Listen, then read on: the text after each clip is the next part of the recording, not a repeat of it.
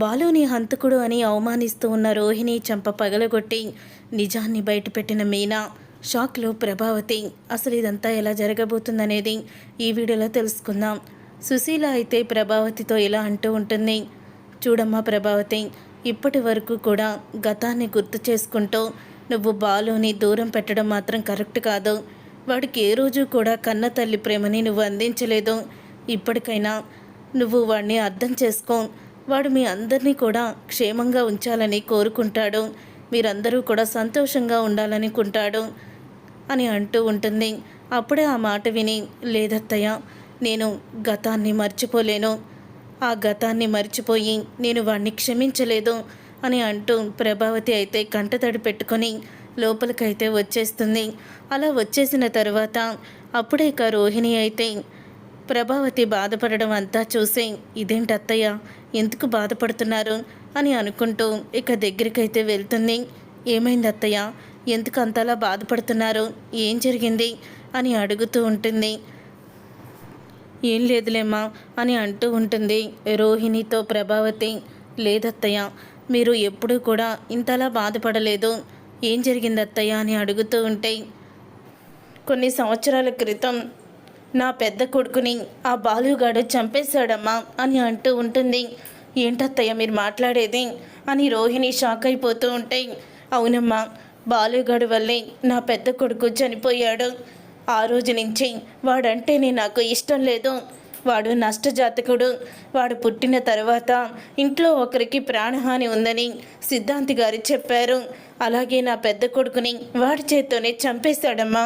బలవంతంగా ఈతరాని వాడిని కోనేట్లోకి తోసేసి చంపేశాడు అని ప్రభావతి అంటుంది. అది విని అయితే రోహిణి, ఎంత బాధని కడుపులో దాచుకున్నారు అత్తయ్య అని రోహిణి అయితే ఇంకా 4 మాటలు బాలు మీద ఎక్కించి ఇంకా ప్రభావతి బాధపడేలాగా, బాలు మీద ఇంకా కోపాన్ని చూపించేలాగా చేస్తుంది. ఇక బాలు అయితే ఇంటికి వస్తాడు. వచ్చిన తర్వాత ఇక మనోజు కూర్చొని ఉండగా, రే ఏంట్రా పక్కకు జరుగు, నేను కూర్చోవాలి అని మనోజ్తో కావాలని గొడవ పెట్టుకుంటాడు బాలు. ఏంట్రా, ఆ పక్కన ఇంకో సోఫా ఉంది కదా, అక్కడ కూర్చోవచ్చు కదా, మళ్ళీ నా దగ్గరికి ఎందుకు కూర్చుంటున్నావు? అసలు నేను బిజినెస్ మ్యాన్ని, నీలాగా డ్రైవర్ల పక్కన నేను కూర్చోను అని అంటూ ఉంటాడు మనోజ్. అప్పుడే ఇక ఆ మాట విని బాలుకి చాలా కోపం వస్తుంది. వెంటనే ఇక మనోజ్ని పక్కకి కూర్చోమని కాలర్ పట్టుకొని వెనక్కి లాగుతాడు. దాంతో ఇక తను కింద పడిపోతాడు. మనోజ్ అయితే తలకి దెబ్బ తగులుతుంది. ఇక తలకి దెబ్బ తగలడంతో బ్లడ్ కూడా వస్తూ ఉంటుంది. అది చూసిన రోహిణి అయితే, నువ్వు అసలు మనిషివేనా, ఎందుకు ఇలా ప్రవర్తిస్తున్నావు, చూడు తలకి దెబ్బ తగిలి బ్లడ్ ఎలా వస్తుందో అని అంటూ ఉంటుంది రోహిణి.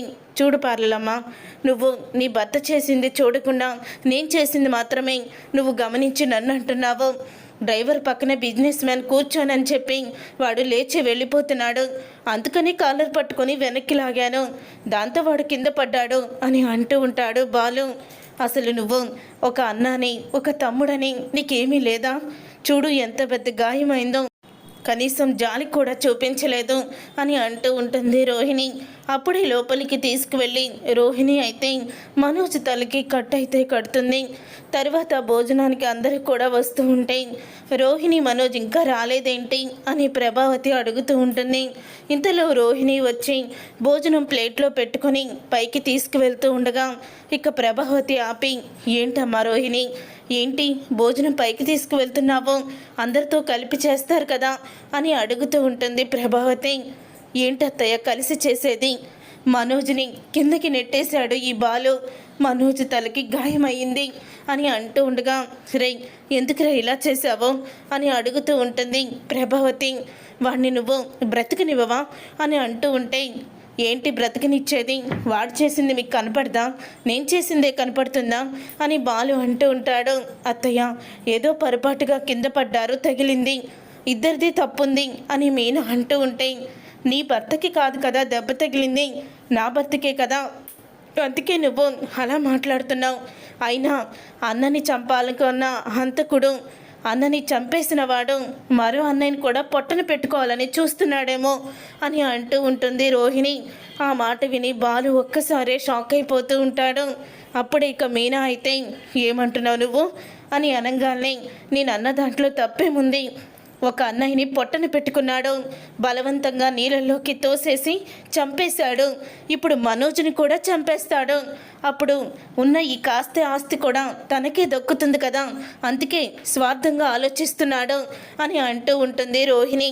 ఆ మాట విని వెంటనే చాలా కోపంగా మీనా అయితే రోహిణి చంప పగలగొడుతుంది. రోహిణి చంప పగలగొట్టి నీ భర్తను పిలువు కిందకి అని అంటూ ఉంటుంది.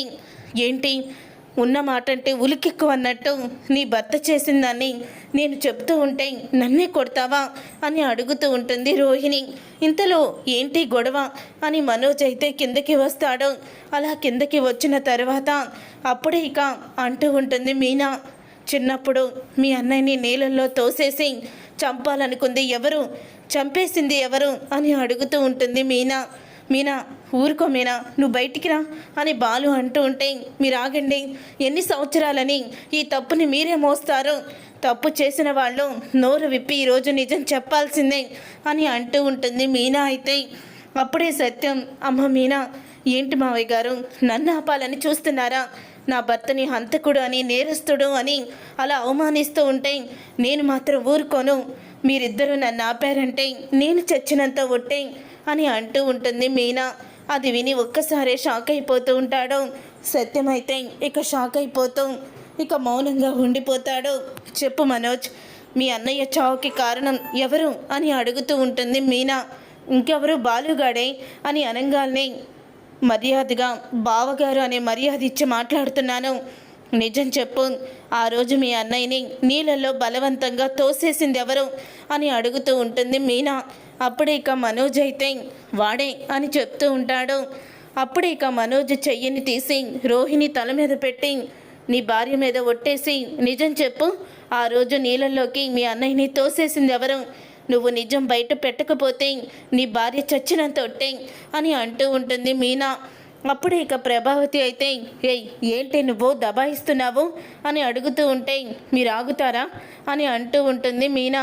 అప్పుడే మనోజ్ అయితే అది అని తడబడుతూ ఆ రోజు అన్నయ్యని నీళ్ళలోకి తోసేసింది నేను అని అంటూ మనోజ్ అయితే నిజాన్ని ఒప్పుకుంటాడు. అది విని ఒక్కసారి ప్రభావతి షాక్ అయిపోతాం. రే ఏంట్రా నువ్వు చెప్పేది అని అంటూ ఉంటుంది.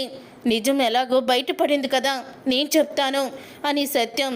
అవును ప్రభా, ఆ రోజు మన పెద్ద కొడుకుని నీళ్ళలోకి తోసేసింది వీడు కాదు, ఈ మనోజ్ గాడు. కానీ మనోజ్ గాడంటే నీకు చాలా ఇష్టం. ఈ మనోజ్ గాడు తనను తాను తప్పించుకోవడానికి బాలు మీద నింద వేశాడు. బాలుని అప్పటికే నువ్వు వాడు నష్టజాతకుడు అని అసహించుకుంటున్నావు. ఎలాగో నువ్వు తనని అసహించుకుంటున్నావు కాబట్టి దూరమైన పెద్ద నువ్వు బాధపడవని వాడు నేరాన్ని తన మీద వేసుకొని వెళ్ళాడు. ఈ విషయం నాకు చెప్పాడు, నీతో చెప్పొద్దని మాట తీసుకున్నాడు.